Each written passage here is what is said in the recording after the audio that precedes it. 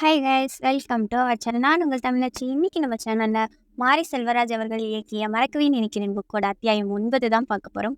வாங்க வீடியோக்குள்ளே போகலாம். நீங்கள் பாவை கூத்து பார்த்திருக்கிறீர்களா?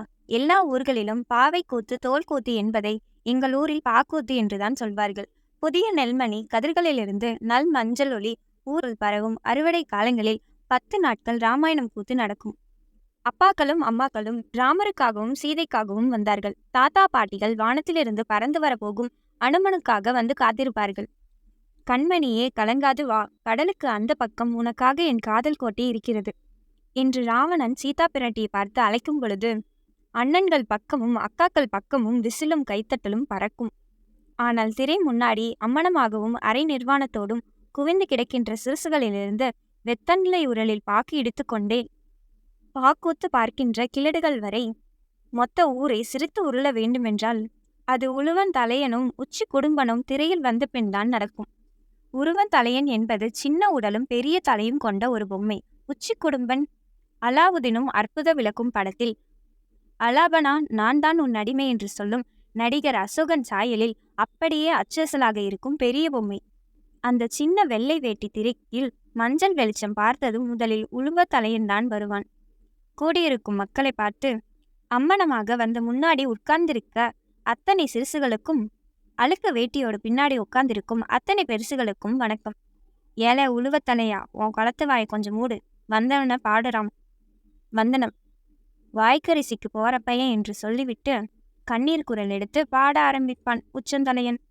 ஊர் மக்கள் அப்படி சிரிக்க அவனை பின்தொடர்ந்து உழுவத்தலையனும் கொஞ்ச நேரம் ஆமாம் சாமி பாடுவான். என் பேரு உச்சி குடும்பம், இவன் பேரு உச்சந்தலையே. ஆமா, உழுவந்தலையே. நாங்க 2 பேரும் எதுக்கு வந்திருக்கோம்? உங்களுக்கு வணக்கம் சொல்ல. ஆமா வணக்கம் சொல்ல. வணக்கம். ஆமா வணக்கம். ராமர் வந்தா மாலை போடுங்க. ஆமா பணமாலை போடுங்க. ராவணன் வந்தா சீலை போடுங்க. ஆமா சி தூர போன்னு சத்தம் போடுங்க. அனுமன் வந்தா அரிசி போடுங்க. ஆமா நல்லா அரிசி அள்ளி போடுங்க. அப்படியே உழுவந்தலையை உங்ககிட்ட வந்தா நல்லா உதை கொடுங்க. ஆமா உதை கொடுங்க. கூட்டம் சிரித்து உழுரும். என்னடா சொன்ன என்று உழுவந்தலையும் உச்சி தலையன சத்தம் போட்டு விரட்டுவான். அந்த நேரத்தில் யாருக்கும் தெரியாமல் சத்தம் வரும் அந்த சின்ன கூடாரத்திற்குள் எட்டி பார்த்தால் உள்ளே முழு மண்டையும் நரைத்து உடல் ஒடுங்கி போன கிழவர் ஒருவர் 2 பொம்மைகளையும் 2 கைகளால் ஆட்டிக்கொண்டு 2 குரல்களில் மாறி மாறி உழுவன் தலையனாகவும் உச்சி தலையனாகவும் பாடிக்கொண்டிருப்பார். அவரை சுற்றி ராமர், லட்சுமணன், சீதை, அனுமன், ராவணன் என பொம்மைகள் குவிந்து கிடக்கும். 2 பெண் குழந்தைகள் அவர் கேட்க கேட்க பொம்மைகளை எடுத்து எடுத்து கொடுத்தபடி இருப்பார்கள். அவ்வளவு பெரிய அனுமன் பொம்மையை எடுத்து மடியில் வைத்தபடி, 10 தலை ராவணன் பொம்மையை தோளில் வைத்தபடி, அழகான சீதா பிராட்டி பொம்மைக்கு பொட்டு வைத்து விளையாடி கொண்டிருக்கும் அந்த குழந்தைகளை பார்த்தால் அவ்வளவு பொறாமையாக இருக்கும். ஊருக்குள் பாவைக்கூத்து நடக்கிற பொழுது எல்லாம் அந்த பொம்மைகளில் ஏதாவது ஒரு பொம்மையை திருடி பள்ளிக்கூடத்திற்கு கொண்டு போவதற்கு ஒரு கூட்டமே அலையும். அதில் நான் ரொம்ப முக்கியமானவன். இரவு முழுவதும் கூத்து நடத்திவிட்டு பகலில் கூடாரத்திற்குள் அவர்கள் உறங்கிக் கொண்டிருக்கும் பொழுது அந்த கூடாரத்தையே சுற்றி சுற்றி வருவோம். சில்லறை காசுகளை கொடுத்து சிறுவர்களுக்காக சின்ன தலையாட்டி பொம்மைகளை அவர்களிடம் வாங்குகின்ற மாதிரி கூடாரத்தை நோட்டமிட்டபடி அலைவோம். அந்த பொம்மைகளின் கை சிக்கும், கால் சிக்கும், முழு பொம்மை மட்டும் சிக்கவே சிக்காது. ஒரு நாள் அந்த தாத்தா இல்லாத மதியத்தில் நல்ல வேளையாக நல்ல மழை வந்தது.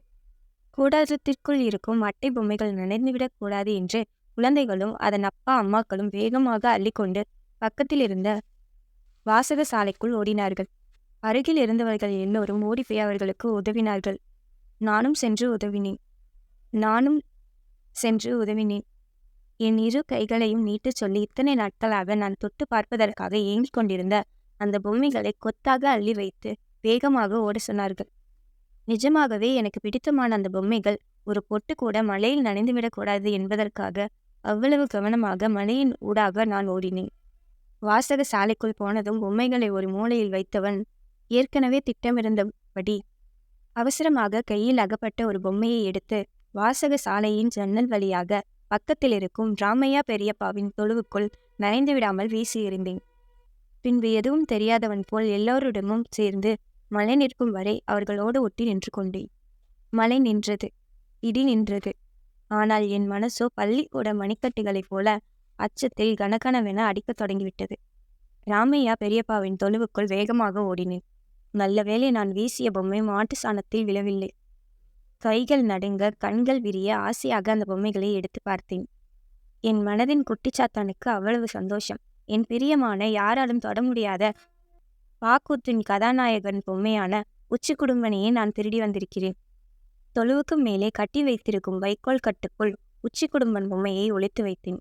இரவு கூத்து முடிந்து எல்லோரும் போன பின்னால் நள்ளிரவில் வீட்டுக்கு எடுத்து போவது என்பது என் திட்டம். அன்று கூத்தின் கடைசி நாள். காட்டில் இருந்து திரும்பும் ராமனுக்கு பட்டாபிஷேகம் நடைபெறும் நாள். ஊரிலுள்ள ஆண் பெண் எல்லோரும் பயபக்தியுடன் குளித்து ராமர் பொம்மைக்கும் சீதை பிராட்டி பொம்மைகளுக்கும் போடுவதற்காக கை நிறைய மலர் மாலைகளை வைத்திருந்தார்கள். பட்டாபிஷேகம் முடிந்த பின்பு ஊர் மக்கள் தங்களால் இயன்ற மொய்களை எழுதிவிட்டார்கள் என்றால் ஊர்கூட்டி இனிதே நிறைவடைந்துவிடும். 14 வருஷம் வனவாசம் முடிந்து அயோத்திக்குள் ராமர் வருவதை உழுவ தலையனும் உச்சி குடும்பனும் தான் பொதுமக்களுக்கு சொல்ல வேண்டும். ஆனால் உச்சி குடும்பனோ ராமையா தாத்தாவின் தொழுவுக்குள் வைக்கோலுக்குள் உள்ள அல்லவா இருக்கிறான். இப்போது என்ன செய்ய போகிறார்கள்? உழுவன் தலையன் மட்டும் வந்து உச்சி குடும்பன் இல்லாத கதையை சொல்வானா? நடுங்கும் முழு உடலையும் போர்வைக்குள் ஒளித்து வைத்தபடி அம்மா மீது சாய்ந்தபடி வேடிக்கை பார்த்தேன். உழுவன் தலையன் வந்தான். எல்லோரும் கைத்தட்டினார்கள். வந்த கொஞ்ச நேரத்தில் திரையில் அழ ஆரம்பித்து விட்டான். ஐயா சாமி, மக்களே, யாராவது இந்த உச்சி குடும்பனை பார்த்தீங்களா? அவனை ஆளையே காணோம். யாராவது தேடி பிடிச்சு தந்தீங்கன்னா உங்களுக்கு புண்ணியமா போகும் என்றபோது எதுவும் தெரியாத எல்லோரும் சிரிக்க எனக்கு முகம் வேர்த்து ஒழுகியது. ஐயா, யாராவது என்னோட உச்சி குடும்பனை பார்த்தா அனுப்பி வைங்கய்யா, உங்களுக்கு புண்ணியமா போகும் என்று 2 கைகளையும் உழுவந்தலையின் பொம்மை அந்த கூட்டத்தை பார்த்து விரித்தபோது கூடாரத்திற்குள் எழுந்தபடி அந்த நரைத்த கிழவன் 2 கைகளையும் நீட்டி என்னை பார்த்து கெஞ்சுவதைப் போலிருந்தது. கை கால் எல்லாம் இன்னும் நடுங்க போர்வையை இழுத்து மூடி அம்மாவின் மடிக்குள் புதைந்து கொண்டேன். திடீரென்று அம்மா குலவையிட எழுந்து பார்த்தால் ராமனும் சீதா பிராட்டியும் அயோத்தி நகருக்குள் வந்து கொண்டிருந்தார்கள். வனவாசம் முடிந்து வெற்றி களிப்போடு கடவுள் நகர் திரும்பும் நேரத்தில் அபசகுணமாக உழுவன் தலையன் அழுது கொண்டிருந்தது எல்லோருக்கும் அதிர்ச்சியாக இருந்தது. அப்படி அதிர்ச்சி அடைபவர்களில் ஒருவராக ராமபிரானே உழுவன் தலையனை பார்த்து கேட்டார், எனக்கு பட்டாபிஷேகம் நடக்கும் இந்த நாளில் எதற்காக இப்படி நீ அழுகிறாய்? சாமி, என் நண்பன் உச்சி குடும்பனை நான் தொலைச்சிட்டேன். அவன் இல்லாத என்னால் வாழ முடியாது, வாழ தெரியாது. அவன் எங்கே போனா, அவன் யாரை கூட்டிட்டு போனாங்க, எதுவுமே எனக்கு தெரியாது. அவன் திரும்பி வரலனா நான் இங்கே இருந்து எந்த பயனும் இல்லை.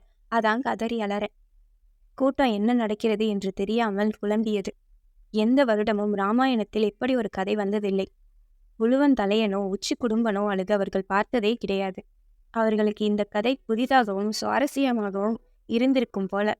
உச்சி குடும்பனை தொலைத்துவிட்டு உழுவன் தலையன் அழும் இந்த அபசகுண வேளையில் எனக்கு பட்டாபிஷேகம் வேண்டாம். எத்தனை நாளானாலும் சரி, எப்போது உச்சி குடும்பன் வருகிறானோ அப்போதுதான் எனக்கு பட்டாபிஷேகம் நடக்கும் என்று சொல்லிவிட்டு ராமபிரான் மறுபடியும் காட்டிற்குள் திரும்ப கூட்டம் சலசலத்து விட்டது. ஊர் பெருசுகள் அதிர்ச்சி அடைந்து விட்டார்கள். என்ன கூத்து, என்ன நடக்கிறது இங்கே என்று எல்லோரும் அந்த கூடாரத்திற்குள் செல்ல இப்போது விஷயம் எல்லோருக்கும் தெரிந்துவிட்டது. உச்சி குடும்பன் பொம்மையை யாரோ திருடிவிட்டார்கள். உச்சி குடும்பன் தானே, அவன் எதற்கு? அது ஒரு வேடிக்கை பொம்மை. அந்த பொம்மை இல்லாமல் பட்டாபிஷேகம் நடத்துங்கள் என்று எல்லோரும் சொல்ல கிழவன் அதை ஆவேசமாகிவிட்டார். முடியவே முடியாது. உழுவன் தலையனும் உச்சி குடும்பனும் இல்லாம நாங்க கூத்து நடத்தினதே இல்லை. நீங்க என்னடான்னா பட்டாபிஷேகத்தை நடத்த சொல்றீங்க. நடக்கவே நடக்காது. உச்சி குடும்பம் என் பாட்டன். அவன் இல்லாம, அவன் ஆசீர்வாதம் இல்லாம ராமனுக்கு என்னால பட்டாபிஷேகம் நடத்த முடியாது. அதையும் மீறி அவன் இல்லாம நான் கூத்து நடத்தினா என் குடிக்கூத்து நடக்காது என்று திட்டவட்டமாக கூறியபடி கூட்டத்தை பிரிக்க தொடங்க கூட்டம் அவரை சுற்றி வளைத்து, ஏன்பா நீ இப்படி திடுத்துப்புன்னு பட்டாபிஷேகத்தை நடத்தாம கிளம்பி போனா விளைஞ்சு கிடக்கிற ஊர் வெல்லாம ஊர் வந்து சேருமா, நாசமா போயிடாதா, எப்படியாவது நடத்துப்பா, நடத்தாம இங்கிருந்து போக முடியாது என்ற ஊர் பெரியவர்கள் சிலவரை மறைத்து கொண்டு நின்றார்கள். எனக்கு வயிறு கலங்கியது. வேறு வழி இல்லை. உழுவன் தலையனும் உச்சி குடும்பனும் இல்லாமல் பட்டாபிஷேகத்தை நடத்தித்தான் ஆக வேண்டும் என்று எல்லோரும் சொல்ல கிழவர் உங்கள் விருப்பம் நடத்தி கொள்ளுங்கள் என்று சொல்லிவிட்டு வெளியேறிவிட்டார். ராமனுக்கு பட்டாபிஷேகம் நடந்தது. ஊர் பொதுமக்கள் ராமர் பொம்மைக்கும் சீதா பிராட்டி பொம்மைக்கும் மலர் மாலைகளும் காணிக்கைகளும் கொண்டு போய் குவித்தனர். என் அப்பா என்னை தேடி பிடித்து என் நடுங்கும் கைகளால் ராமபிரானுக்கும் சீதா பிராட்டிக்கும் மாலைகள் அணிவிக்க வைத்தார். உச்சி குடும்பன் இல்லாமல் முதல் முறையாக பாக்கூத்து ராமனுக்கு பட்டாபிஷேகம் எங்கள் ஊரில் என்னால் அன்று நடந்து முடிந்தது என்பது பாக்கூத்து அவ்வளவு முக்கியமான ஒரு வரலாற்று என்று எனக்கு அப்போது தெரியாது. காலையில் யாருக்கும் எதுவும் சொல்லாமல் கூடாரத்தை பிரித்து கொண்டு கிழவர் கிளம்பி கொண்டிருந்தார். அதற்கு முன்னரே ஊருக்கு வெளியே அவரின் ஒற்றை மாட்டு வண்டி திரும்பி வரும் நடுவழியில் சரியாக நான் உச்சி குடும்பன் பொம்மையை போட்டுவிட்டு அருகில் உள்ள பாறையின் பின்னால் ஒளிந்து கொண்டிருந்தேன். நடுரோட்டில் கிடந்த பொம்மையை பார்த்ததும் பதறி வண்டியை நிறுத்தி இறங்கி கிழவர் அந்த பொம்மையை எடுத்தார். சுற்றியும் முற்றியும் பார்த்தார். வண்டியில் இருந்த எல்லோரும் ஓடி வந்து பொம்மையை வாங்கி பார்த்தார்கள். பாறைக்கு பின்னால் நான் ஒளிந்திருப்பதை கண்டுபிடித்து விட்டதைப் போல வேகமாக அந்த பாறையை நோக்கி ஓடி வந்தார் அந்த கிழவர். எழுந்து ஒரே ஓட்டமாக ஓடி நிற்பது யாரென்று தெரியாத உச்சி பரம்பில்தான் போய் நின்றேன். தூரத்தில் அந்த ஒற்றை மாட்டு வண்டி நகர்ந்து போவது தெளிவாக தெரிந்தது. வண்டி மறைந்ததும் பரம்பிலிருந்து இறங்கி சாலைக்கு வந்தேன். உச்சி குடும்பன் பொம்மையை நான் போட்ட அதே இடத்தில் குழந்தைகள் காசு கொடுத்து வாங்கும் கலர் கலரான சிறு தலையாட்டி பொம்மைகள் கொத்தாக குவிந்து கிடந்தன. அந்த கிழவர் இந்த திருடனுக்கு தந்த பரிசு அவை. 15 பொம்மைகள் இருக்கலாம். நடுங்கிய கைகளால் அவற்றை அள்ளி எடுத்து நெஞ்சுக்கு அருகில் கொண்டு வரும்போது எனக்கு அழுகையே வந்துவிட்டது. அத்தனை பொம்மைகளையும் அப்படியே கொண்டு வந்து பெரிய குலுக்கைக்குள் போட்டு மூடி வைத்தேன். அடுத்த வருடம் அந்த பாக்கூத்து கிழவர் வந்ததும் அவரிடம் அப்படியே அந்த பொம்மைகளை கொடுக்க வேண்டுமென்று காத்திருந்தேன். ஆனால் அதற்கு பிறகு எந்த பாக்கூத்துக்காரர்களும் எங்கள் ஊருக்குள் வரவே இல்லை. எங்கள் ஊருக்கு மட்டுமல்ல, நான் போன எந்த ஊருக்கும் அவர்கள் வரவில்லை. இப்போது அந்த உச்சி குடும்பனும் உழுவன் தலையனும் எங்கு இருக்கிறார்கள், என்ன செய்து கொண்டிருக்கிறார்கள் என்று உங்கள் யாருக்காவது தெரியுமா?